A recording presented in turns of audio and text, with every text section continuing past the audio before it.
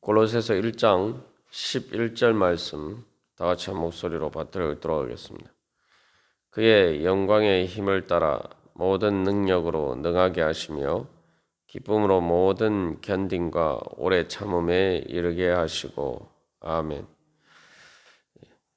이 11절의 말씀을 따라서 우리가 하나님께서 주시는 능력을 구할 때에 기억해야 될 하나님의 약속은 바로 앞에서 하나님의 뜻을 아는 것으로 채우게 하시고 또 주님께 기쁘시게 하고라고 이야기를 하고 있죠.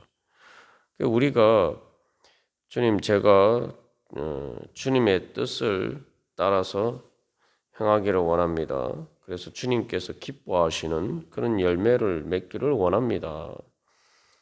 그래서 주님의 뜻을 따르고 주님을 기쁘시게 하고자 그렇게 할 수 있는 능력을 구하는데 하나님께서 안 주시겠느냐? 우리가 이것을 생각해보고 당연히 하나님께서 기뻐하시면서 우리에게 그 능력을 주시겠죠. 그래서 우리가 그런 믿음을 가지고 이 능력을 구해야 될 것입니다. 그래서 우리가 또 우리 자신 기도와 또 우리의 삶 가운데서 한번 생각해 볼 것은 내가 정말 능력을 위해서 기도하고 있었느냐, 내가 능력을 정말 구하고 있었느냐, 주님의 뜻대로 행하기 위해서 주님을 기쁘시게 하기 위해서 정말 그것이 가능하다고 믿고 주님이 능력 주시면 할 수 있다라고 믿고 내가 능력을 구했는가? 많은 경우 우리가 가만 생각해 보면은 내가 그런 것을 잘 구하지 않을 뿐만 아니라 능력을 주실 수 있다라고 믿고 구하지 않은 적이 많다는 사실을 우리가 발견하게 됩니다. 그래서 이 사도 바울은 아주 그것을 강조하는 의미에서 11절에서 보시면은 힘을 따라 모든 능력으로 능하게 하시며, 그래서 힘과 능력, 이 능력에 대한 말을 3번 반복해서 그래서 그렇게 기도하고 있습니다. 그래서 한마디로 이야기하면 하나님의 능력을 강조하면서 능력 3번 이렇게 이야기를 하고 있죠. 그래서 기도를 통해서 능력을 구하고 능력을 얻어야 된다. 능력이 있어야지, 능력을 받아야지 모든 은혜를 받고 또 모든 기도가 이루어지는 거죠. 그리고 여기서 또 한 가지 우리가 기억해야 할 것은 우리 어제도 선한 일을 하는 능력이다라고 나왔습니다만 선한 능력은 하나님께서 주시는 것이다. 그래서 내가 얻는 것이 아니라 우리가 하나님과의 그 영적인 관계 안에 있을 때에 바로 하나님 통해서 공급받는 것이 바로 능력이다. 우리가 이것도 또 기억해야 됩니다. 그래서 베드로전서 4장 11절에서도 누가 봉사하려면 하나님이 공급하시는 힘으로 하는 것 같이 하라 라고 이야기하고 있고, 또 우리가 예배 가운데서 기도할 때에도 그에게 영광과 권능이 세세에 무궁하도록 있느니라, 하나님의 영광을 찬양하죠. 그래서 우리가 예배하는 자로서 주님 앞에 설 때에 바로 주님께서 주시는 능력을 받기를 사모하면서 또한 그 능력 주셔서 하나님의 뜻을 이루어 가시는 그 주님의 영광과 권능에 대해서 찬양하면서 감사하면서 그것을 믿고 주님 앞에 나가야 됩니다. 그것이 바로 영과 진리로 드리는 참된 예배가 될 것입니다. 그래서 이 하나님께 능력을 구할 때에 하나님의 능력은 선한 능력이다. 우리 어제도 나누었습니다만 그래서 선한 능력이 능력이지 이 악한 것은 우리가 보통 악한 능력이라는 것은 엄밀하게 이야기하면 사실 능력이 아니. 왜냐하면은 그것은 하나님께서 선하시다. 그 하나님의 영광의 힘이라는 것을 우리가 기억할 때에 악한 것은 결국은 진정한 능력이 될 수 없다. 왜냐하면 선하신 하나님을 이길 수 없기 때문이라는 거죠. 그렇기 때문에 우리가 하나님의 능력을 믿고 구할 때에 궁극적으로 하나님의 선한 능력이 가장 큰 능력이고 그렇기 때문에 악한 능력은 능력이 아니다. 오히려 자기 꾀에 빠지고 자기 스스로를 자멸에 이르게 하는 것이라는 사실을 우리가 기억해야 됩니다. 그렇기 때문에 그건 능력이 아니라 오히려 무력함을 보여주는 것이다. 악을 행하는 사람들을 우리가 보고 막 힘이 있는 것처럼 그렇게 착각할 때가 많습니다만 힘이 있는 게 아니고 사실은 제일 약하기 때문에 악을 행한다. 그렇기 때문에 자기 자신을 스스로 이렇게 통제할 수 없기 때문에 자기가 자기의 주인이 되어서 하나님의 뜻을 따라서 자기 스스로 주관하지 못하고 하나님의 뜻에 순종하면서 그렇게 자기 자신의 행복을 위해서 나아가지 못하고 악한 권세에 휘둘려서 다른 사람만 매가만 해를 끼칠 뿐만 아니라 자기 궁극적으로 자기 자신에게 해를 끼치는 것이다라는 사실을 우리가 기억할 필요가 있습니다. 그래서 11절에서 이제 처음에 영광의 힘이다라고 이야기하고 있는데, 그래서 이 힘은 라는 의미는 뭔가를 이렇게 통제할 수 있는 능력이죠. 근데 세상에서 악을 행하는 사람들을 보면은 뭔가 마음대로 막 뭔가 휘두르는 거, 권력을 휘두르고 힘을 휘두르는 것 같이 보이지만 사실은 자기 자신을 통제하지 못해서 그런 거예요. 그래서 하나님의 영광의 힘이라고 할 때 그 힘은 바로 다스리는 주권을 의미합니다. 그래서 내 마음을 내 마음대로 한다라고 하지만 그것은 사실은 내 마음을 내가 선한 방향을 향해서 통제하지 못하기 때문에 사실은 내 마음에 악한 것에 휘둘리기 때문에 사실은 내 마음대로 한다 이렇게 이야기를 하죠. 사실 엄밀하게 하면 내 마음대로가 아니라 죄를 따라서 행하는 것입니다. 그래서 창세기 1장에서도 하나님께서 인간을 창조하시고 하나님의 형상을 따라 만드셨다라고 이야기하면서 하나님께서 약속하신 것이 바로 그 하나님께서 또 인간에게 주신 축복의 결론이 뭡니까? 다스리라는 거죠.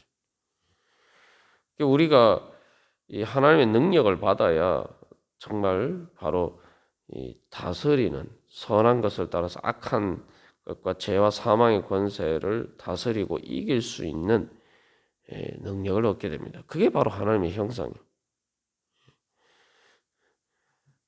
그래서 우리가 뭐 지난번에 IQ, EQ, SQ 그래서 지능 지수, 감성 지수, 영성 지수에 대해서 우리가 나누었습니다만 EQ라는 게 보면은 뭐냐면 감성 지수라는 게 자기가 삶의 행복을 위해서 바로 모든 자기 스스로를 통제할 수 있는 능력을 감성 지수라고 해요. 세상에서도 그렇게 이야기해요. 그 감성 지수가 떨어지면은 IQ가 아무리 높아도 삶을 제대로 살아갈 수가 없다는 거죠. 성공한 삶을 살 수가 없다는 거예요.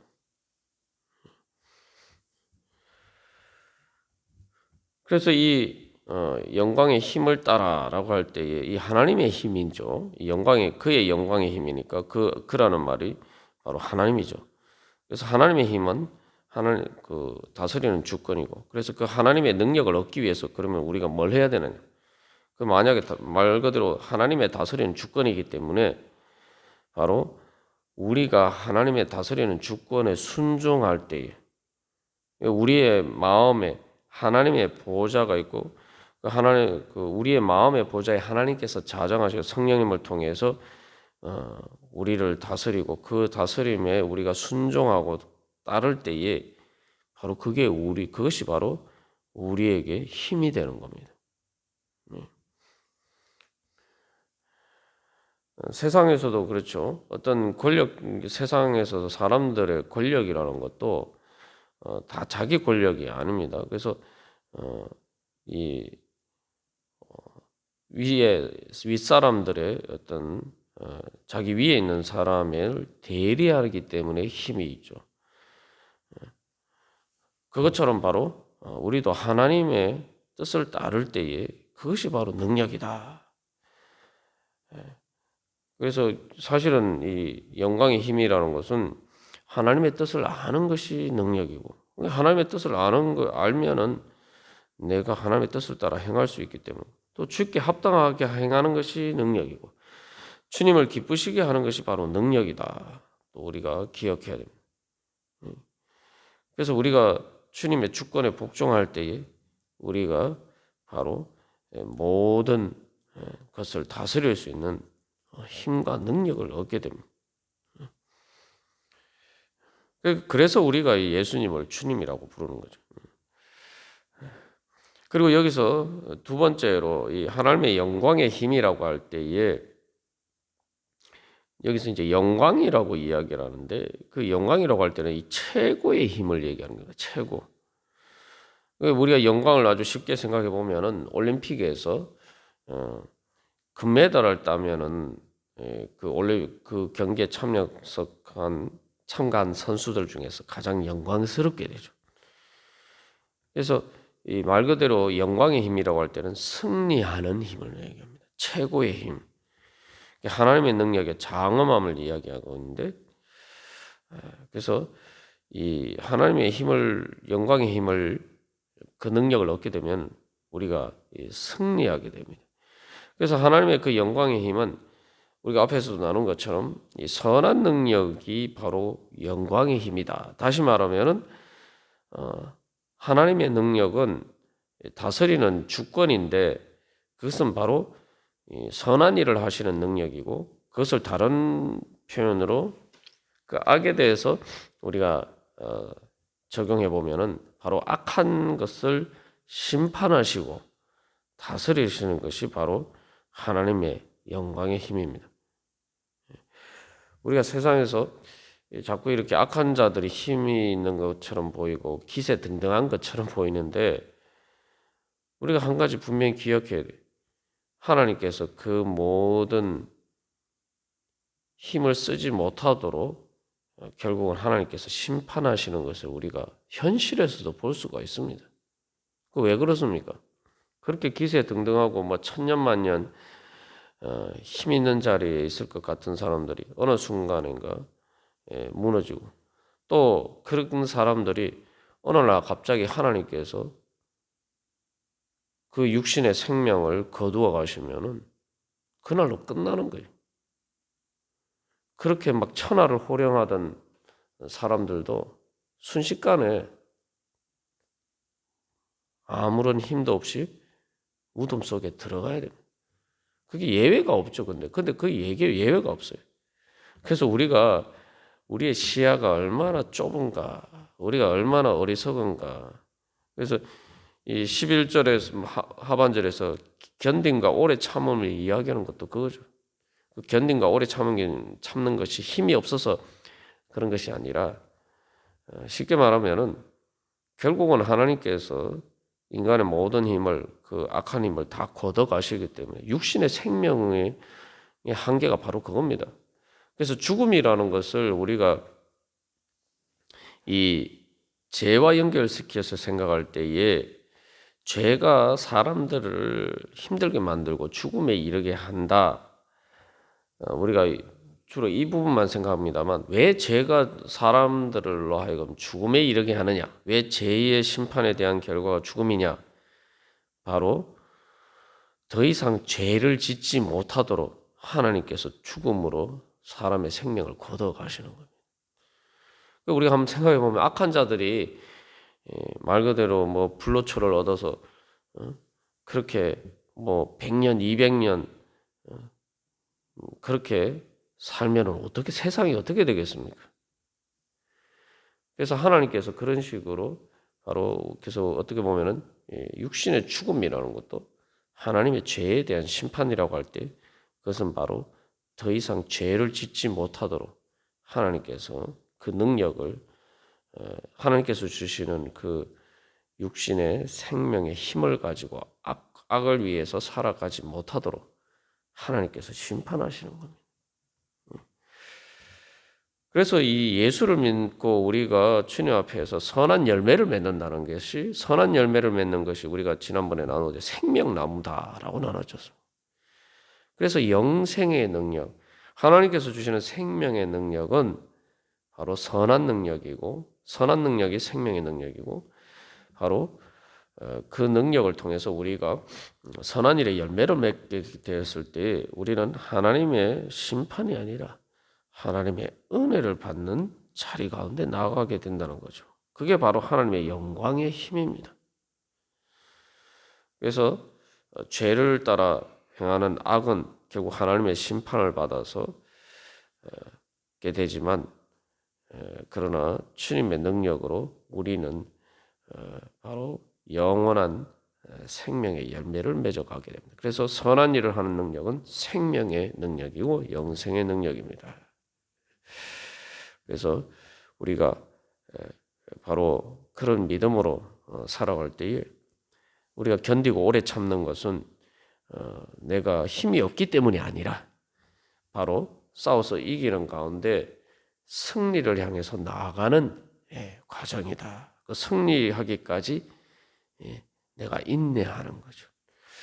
오늘도 우리가 주님 앞에 기도하면서 나갈 때에 바로 이러한 하나님의 영광의 힘으로 주여 저를 그 능력으로 충만케 하여 주시옵소서.